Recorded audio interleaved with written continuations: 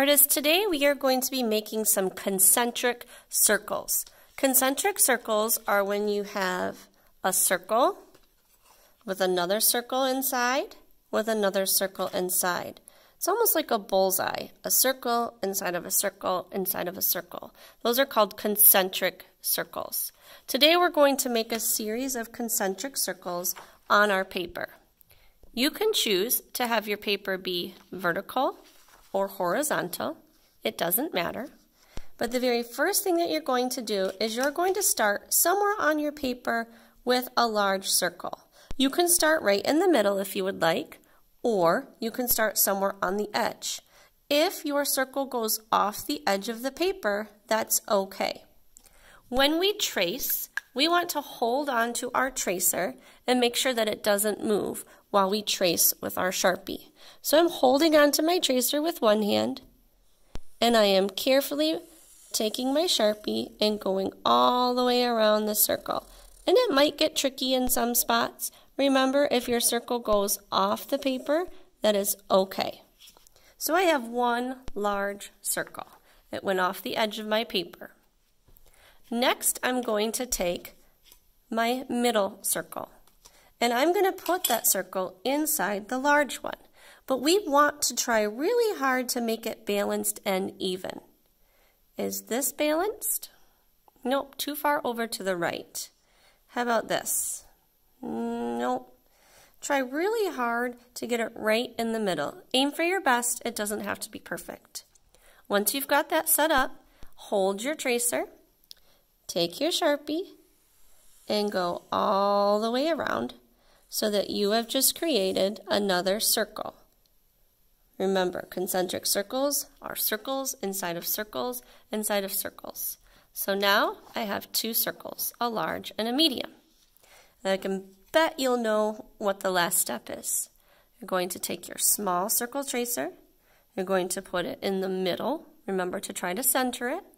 Hold on and trace. Aim for your best not to move your tracer while you are tracing. But it's okay if you make a mistake. Mistakes can still be turned into really beautiful works of art. Now that you have one concentric circle done, I want you to think about how you can fill your space with the rest. Maybe you're going to have another one below it or off to the side. Maybe you're going to completely fill your paper so that way all of your circles are touching. Your goal is to have at least 2 or 3 pairs of concentric circles. So I'm going to pause and catch up.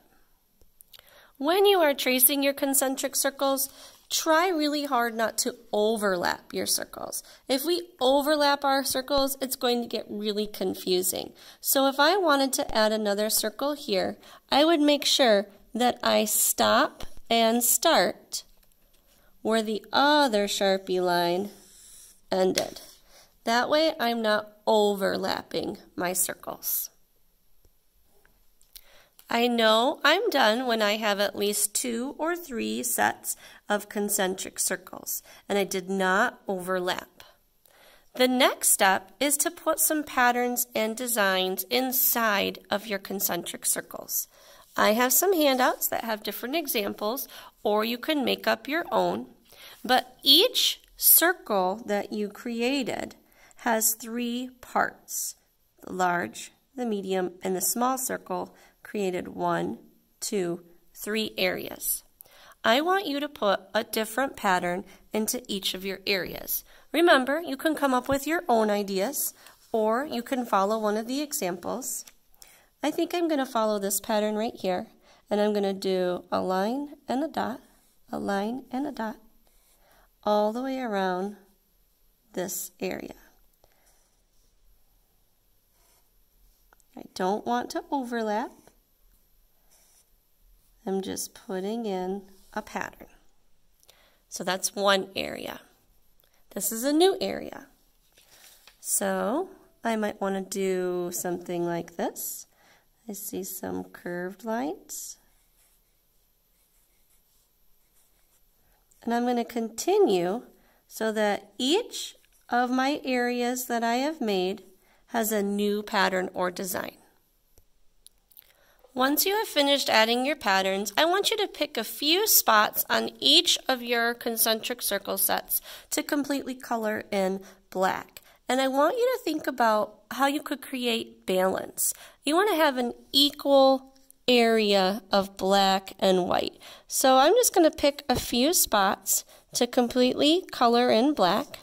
I could create a pattern with those spots, but I want to have some sections that are completely black on each of my concentric circle sets. So I'm going to pause and catch up.